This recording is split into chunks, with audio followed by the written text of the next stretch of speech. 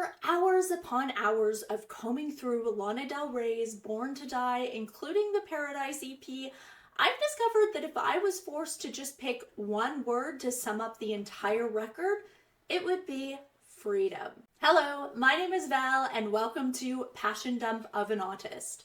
About 6 weeks ago, I listened to my first Lana Del Rey record, NFR, and the rest is history. I've been pulled in, and my life will never be the same. I'm now reacting to each album, their music videos, and live performances, and also using my rusty qualitative research and pattern recognition skills to piece together the themes on each album. If this all sounds interesting to you, please make sure to like this video and subscribe to follow along this journey for the next 6 to 8 months.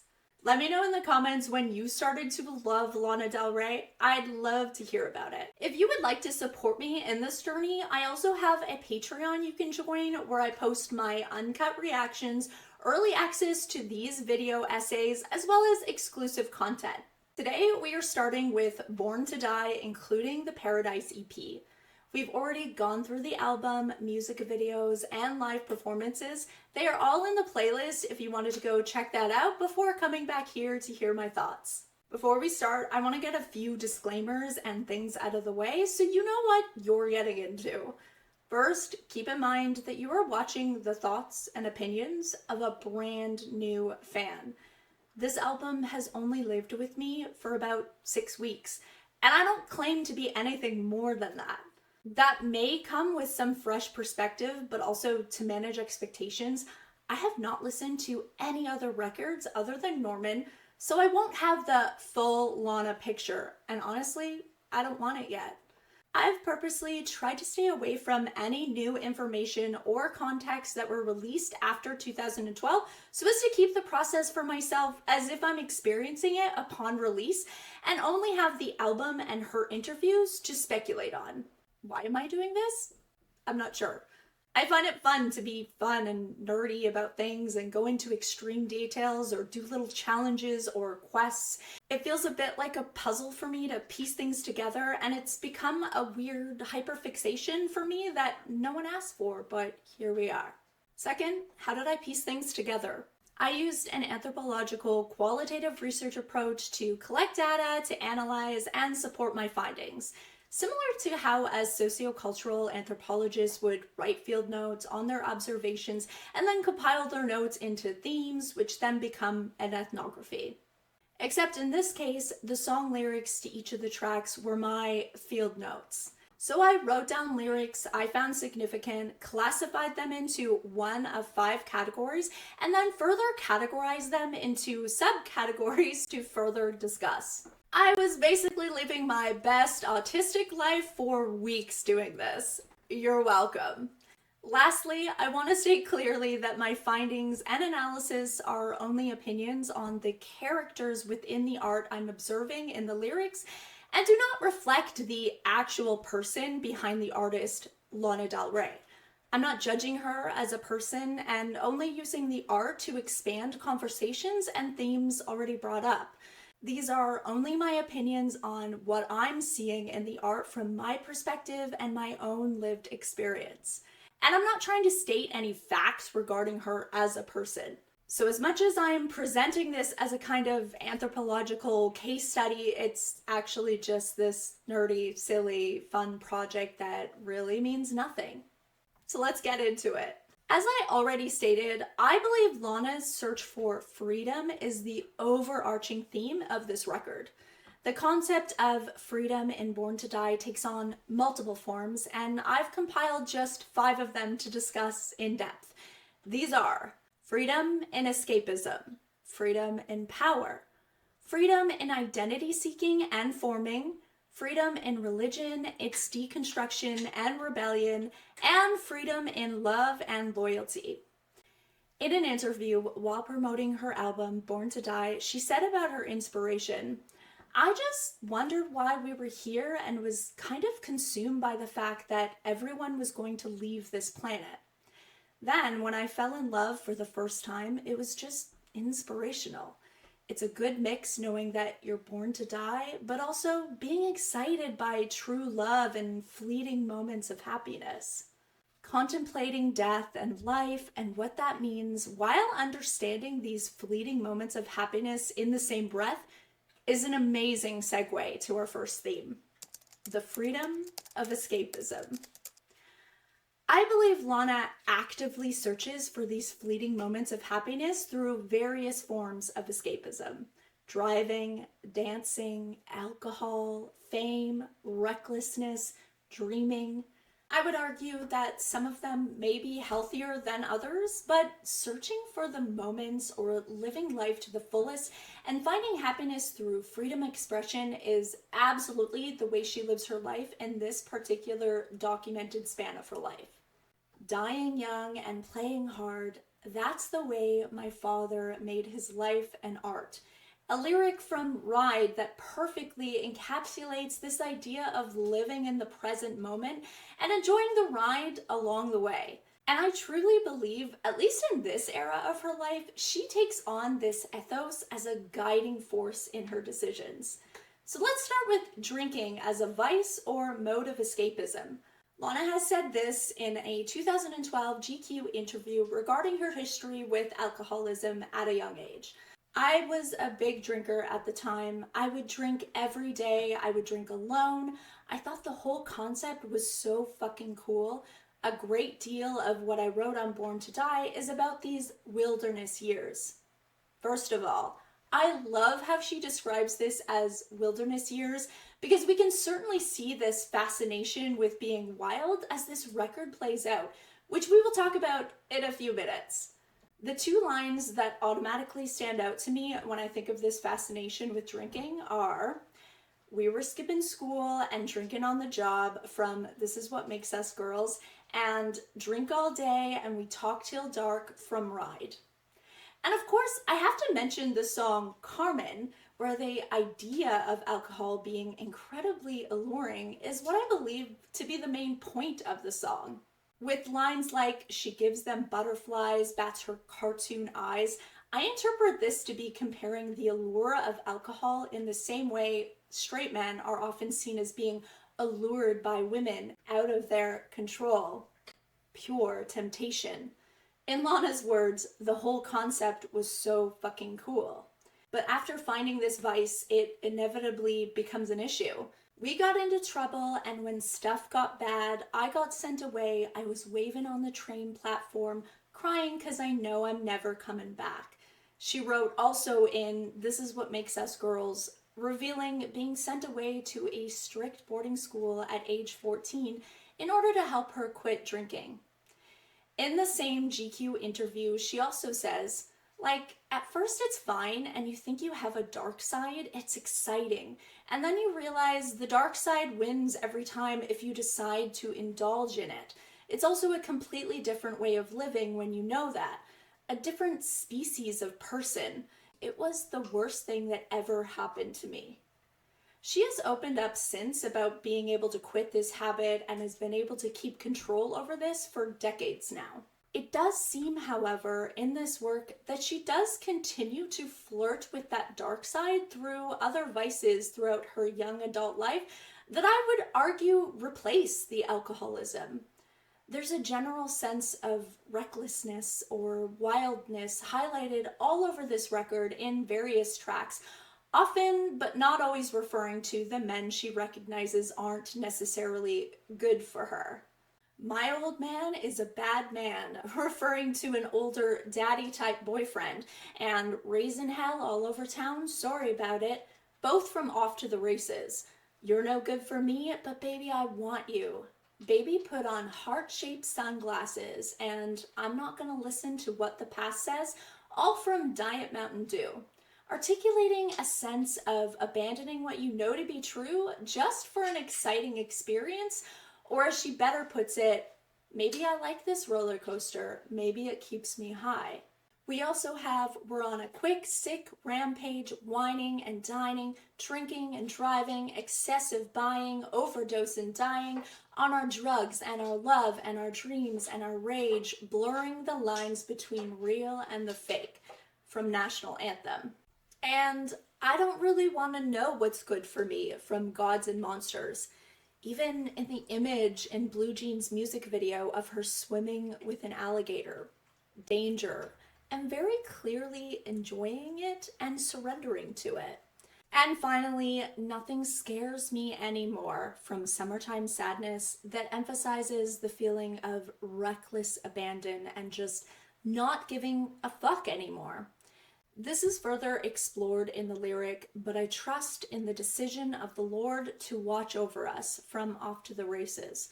There is a sense of dark yet beautiful freedom in completely giving up control and inhibitions and handing it over to the Lord as she sings. But not all of her means of escapism are quite on the level of this darkness. We've got a few references to the freedom she feels while driving or riding. I hear the birds on the summer breeze, I drive fast, and I just ride from ride. Even if you're gone, I'm gonna drive, drive, drive from Summertime Sadness, and drive fast, I can almost taste it now from American.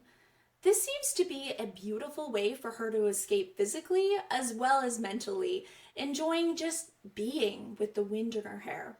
We also have a similar sense of being in the moment when she references what dancing and partying means to her. Dancing in the dark, in the pale moonlight, high heels off, I'm feeling alive from Summertime Sadness. We would dance all night, play our music loud from Without You. We get down every Friday night, dancing and grinding in the pale moonlight from Body Electric, and Just Want It Like Before We Were Dancing All Night from Blue Jeans, referencing this beautiful memory she wishes she could have back. While these are beautiful examples of being free and in the moment, they also serve as a distraction for the war in her mind that she refers to in Ride. She also puts fame and acquiring it in her list of distractions in the song Video Games when she sings that she's living for the fame. And this is further highlighted in Gods and Monsters with the lyric, "You got that medicine I need, fame, liquor, love, give it to me slowly." She sums up this feeling of escapism by way of distraction in Body Electric, when she sings, "I pretend I'm not hurt and go about the world like I'm having fun." That might be one of the most relatable lyrics, at least to my own experience.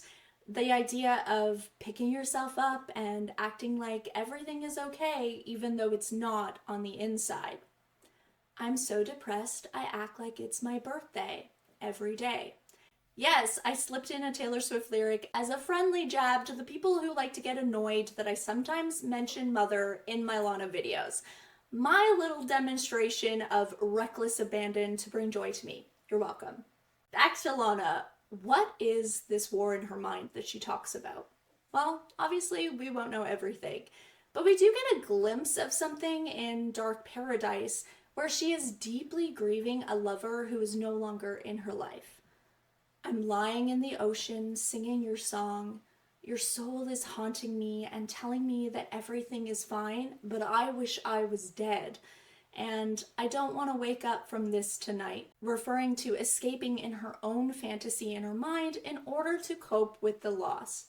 While I certainly have highlighted forms of escapism that can be quite dangerous and harmful, I did want to finish off this section by also expressing my admiration for her way of living life in this time. While I certainly don't recommend many things she describes, it's also quite beautiful how she really seizes the moment in a lot of ways. This album truly feels like a masterclass in being in the moment and squeezing everything you can out of life. The road is long, we carry on, try to have fun in the meantime, Born to Die, saying fuck it to fears, but also balancing that with enjoying the small things in life in the song Video Games. Open up a beer, you say get over here, and play a video game. Let's move on to our next section, the freedom of power. There's a reason there's an expression about being drunk on power. Power in most forms provides a certain amount of freedom that those without it will never feel. In this section, I intend to briefly touch on the way in which power in the form of money, fame, etc. provides a sense of freedom that LANA seems to be looking for in this work. So let's start by talking about the American dream. The idea that there's opportunity for all. Not equal, not starting on the same starting line, and that's certainly not what I'm discussing, but nevertheless, still opportunity for all. And that sliver of hope is what keeps many of us still going, still showing up for work, still walking on that hamster wheel to our death. And I would argue, based off this body of work, LANA saw this hope as well as an up-and-coming artist struggling to make it. We were two kids just trying to get out, living on the dark side of the American dream from without you. American dreams came true somehow from radio after many years of dreaming, I'm sure. And there's also this silly, self-aware patriotism that she plays with, over-exaggerating this idea and having an awareness of how others outside of the US may view America as a concept.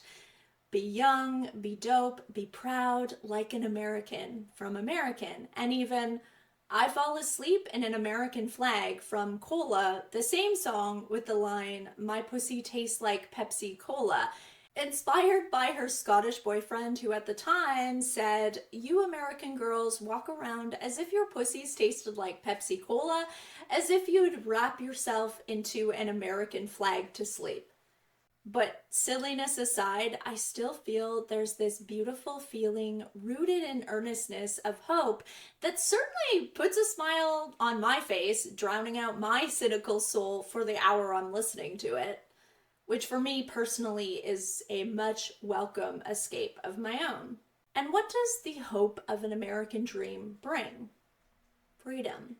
The hope of being able to have a bit of control over your life and how it plays out. And how do we ensure we always feel that sense of freedom? Well, gaining power, often in the form of money and or fame. Money is the anthem of success, national anthem. Gimme them gold coins, off to the races. But he was chasing paper, blue jeans. Money to LANA, and honestly to all of us in the Western world, is embedded in our culture. Money is freedom in this world.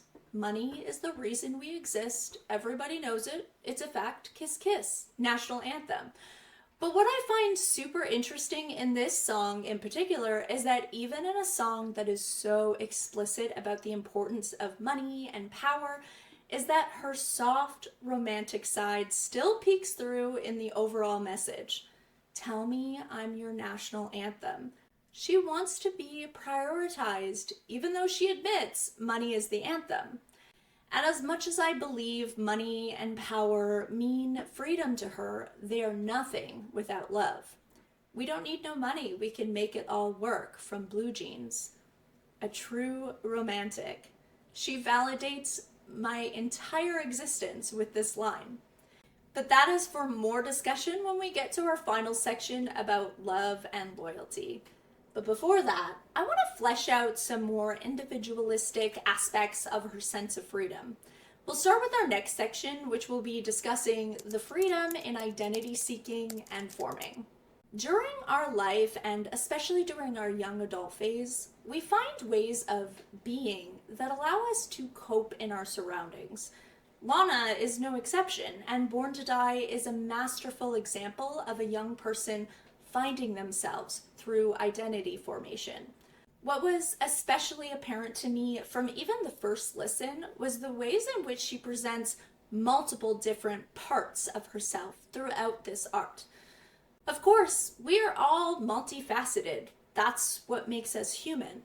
But often I find pop stars or celebrities often stick to specific archetypes and shy away from showing us their dark or shadow sides. Which, to be honest, fair enough. We as the public are not owed to know everything about our favorite celebrities. But what I personally find fascinating about LANA is her ability to share so many different sides to her personality unapologetically.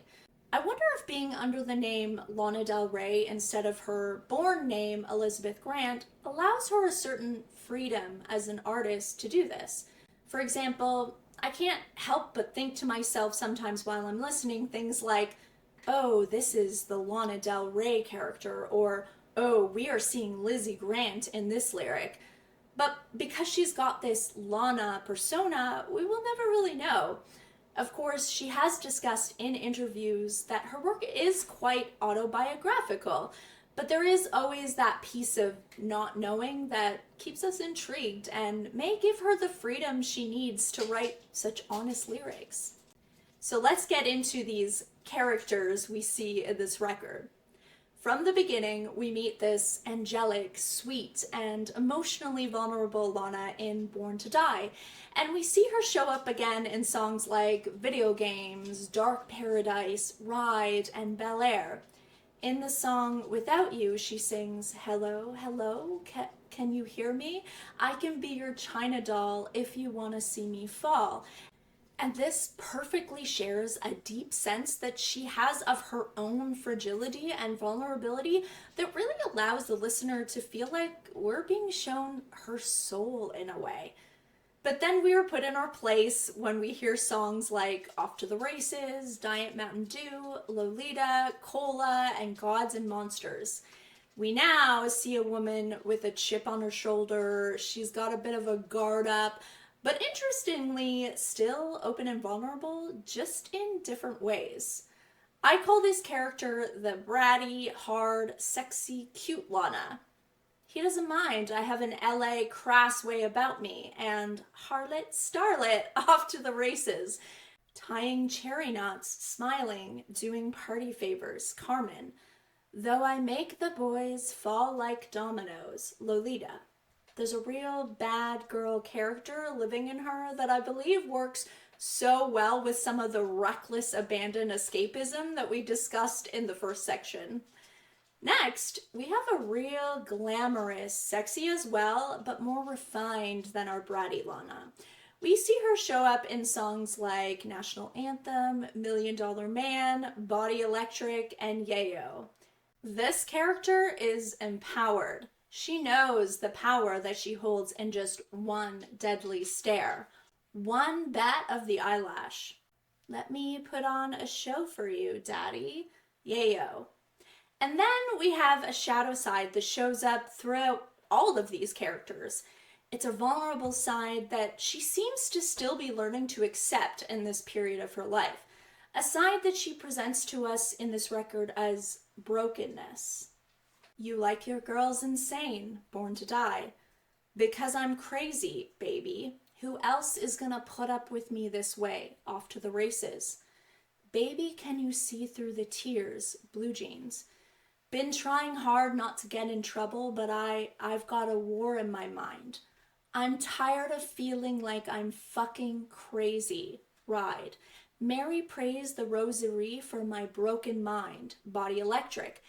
And seeing this vulnerability of all these sides of herself that she shows us just really allows us to always see a multifaceted human being, which is why it always feels real and honest. Even though she plays in her art, deep down, there's always truth, even in the play.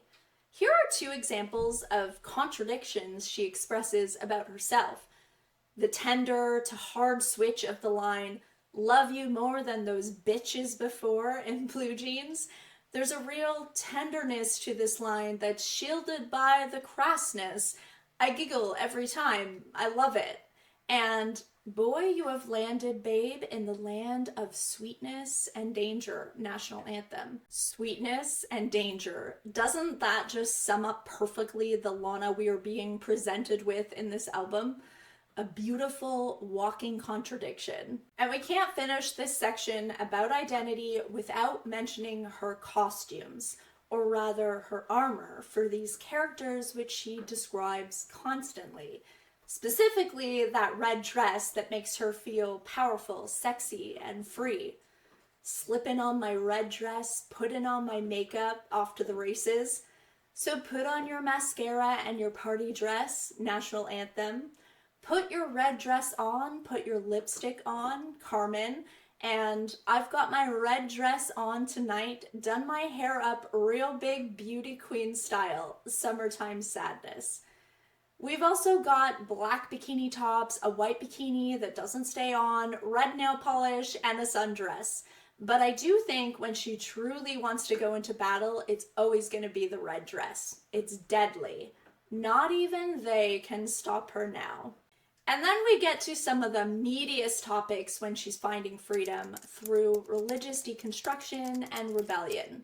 Before I start this section, I just want to make it clear again that in no way in this section am I trying to say what LANA does or does not believe in personally, especially right now as a person in 2024. It's such a personal topic and often can fluctuate throughout people's lives, so that would just be silly to speculate on. And that's certainly been my personal relationship to religion and spirituality. But I do want to dive into some of the religious themes that are all over this album. It's very obvious from the beginning of the record with Born to Die that LANA has an intimate relationship with contemplating the meaning of life and how she fits in. Walking through the city streets, is it by mistake or design? From what I've gathered in my research, she was raised Catholic and also has a BA degree in philosophy, so all that makes a lot of sense. In this record, she seems to go back and forth in her feelings of God and heaven, which for a 20-something in LA seems perfectly normal and such a relatable experience. She does seem to be consistent, however, in the belief of something higher. She just seems to wrestle with what that means for her. As we explored in depth in the first section, she wants to experience life fully, and often ideas of religion go against this. Exploring her sexuality as a woman, drinking, partying, all that goes against a strict adherence to Christianity in particular. And as we've heard from her in her quote about her wilderness years, she wasn't looking to adhere to these rules. But even so, oftentimes when you're raised with this type of upbringing, these beliefs are difficult to get away from. We see many references to her grappling with the idea of her innocence being lost. More overt in Gods and Monsters, in the land of gods and monsters, I was an angel living in the garden of evil, and or looking to get fucked hard. Her innocence was corrupted. It was lost. Screwed up, scared, doing anything that I needed, shining like a fiery beacon. Also from Gods and Monsters. And with this loss of innocence, there seems to be some shame that comes along with it, as many women especially can feel and relate to who have been raised in this type of setting. I personally know this feeling intimately. Let's take Jesus off the dashboard, got enough on his mind from Diet Mountain Dew, and every inch of my tar black soul from Off to the Races. Yes, I realize that both of the examples are cutesy, tongue-in-cheek lyrics, but when we joke about these things, there can often be kernels of deep truth there. But I certainly don't think this was keeping her up at night. We also see less overt and a more subtle reference to her loss of innocence in the lyric, "Spin me around like a child" from American. Wanting to be held and spun around like a carefree child, not literally, but just wanting to feel that feeling of innocence and simple beauty of life again. So what does she seemingly do after loss of innocence? She leans into worshiping other things besides God, mostly in her relationships and her lifestyle, and these things give her the freedom she was needing.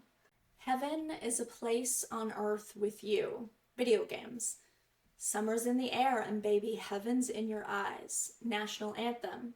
Boy, I've been raised from the dead. Radio. Me and my God, we don't get along, so now I sing. Gods and Monsters. I even think I found God in the flash of the pretty cameras. Without you. No one even knows what life was like. Now I'm in LA and it's paradise. Radio. But it all comes full circle at the end of the record when she's seemingly having a candid conversation with her maker in Bel Air. Gargoyles standing at the front of your gate, trying to tell me to wait, but I can't wait to see you.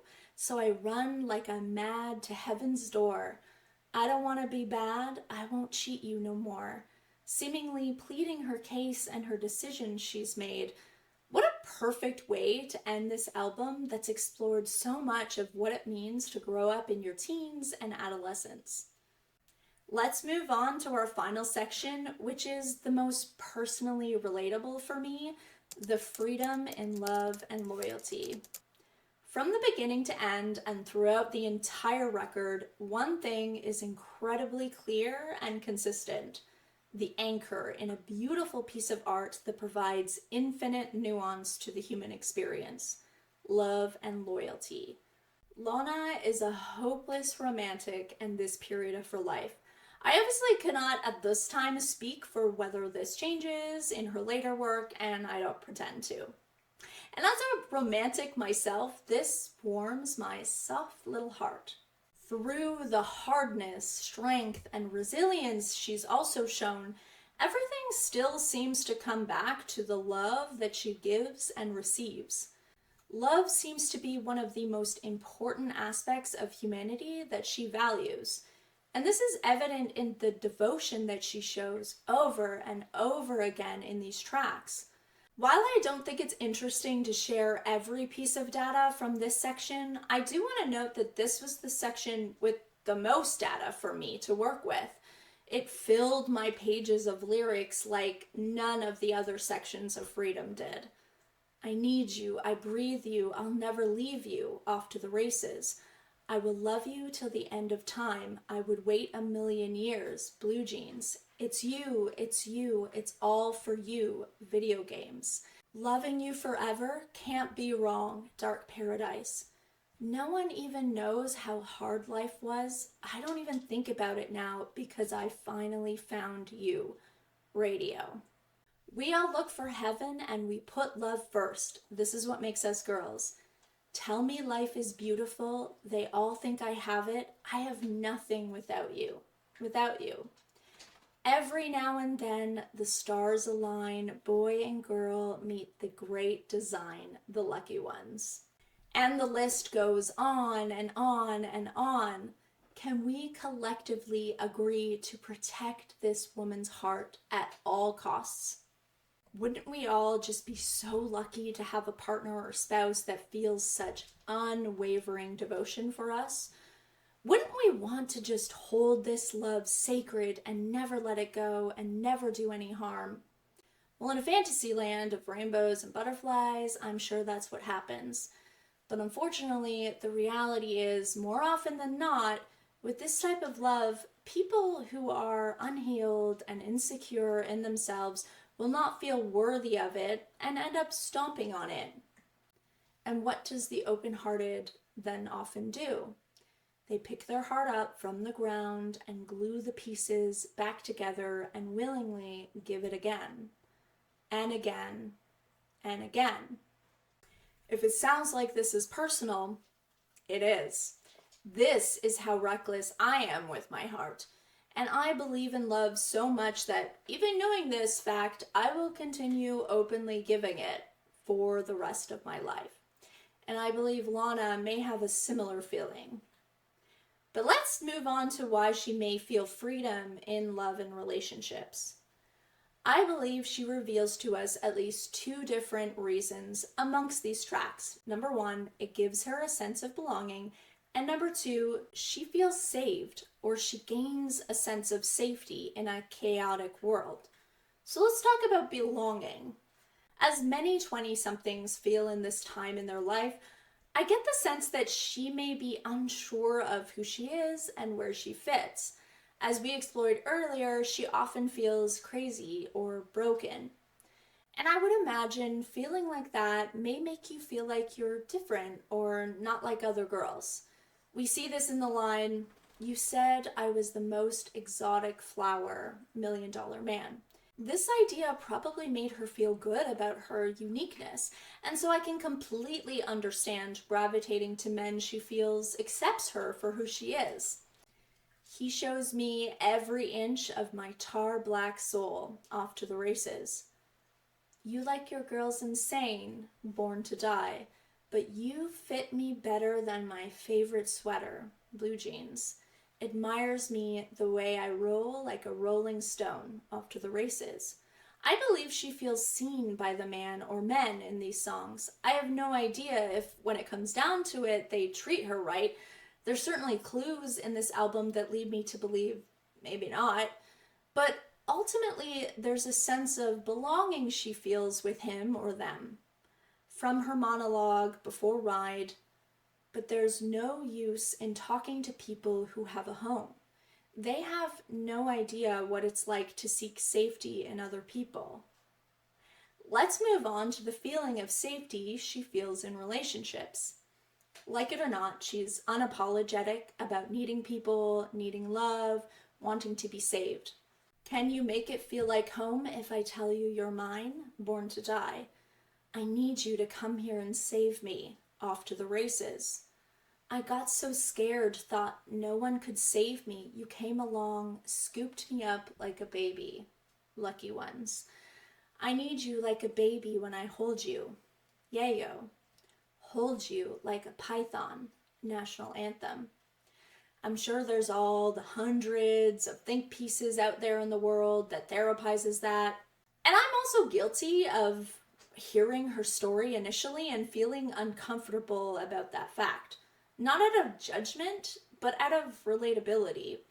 This has always been my experience in relationships in the past. And that's what I admire so much about her. She tells it like it is, real and raw, healthy or unhealthy. It is what it is. And that makes me feel seen. I can only imagine how many people feel seen for this reason and for a multitude of other reasons I can't relate to. So let's try to wrap it up. Finishing this off is so dissatisfying in a way, to be honest with you, because I was going through this and editing what I wanted to say. There's still so many thoughts and ideas swirling around in my head that didn't make sense for me to include. I feel like we could talk for hours upon hours about these topics. But really, the best way to sum up this record would just be to go back and watch or listen to the monologue she wrote for the intro to the Ride music video. I'm not going to do this here. I'll let you go back and watch it. But as I read it again after I had made all my points in this video, I realized, shit, it's all there. Everything we discussed today. The whole thesis on the record. But more intelligent, more succinct, more poetic. But I'm happy to have done the exploration for myself, to take the thesis and find the individual pieces of evidence to support it. It helped me to better understand the album as a whole and that monologue as a whole. And my thoughts on LANA? Artist, philosopher, romantic, beautiful, complex, nuanced, contradictory, sparkling and broken, human. Thanks so much if you got to the end of this. Please like and subscribe for more content. If you want to read through the transcript of this, it's actually available now on the lowest tier of my Patreon. Have a wonderful day and week, and I'll see you for my next video. Bye!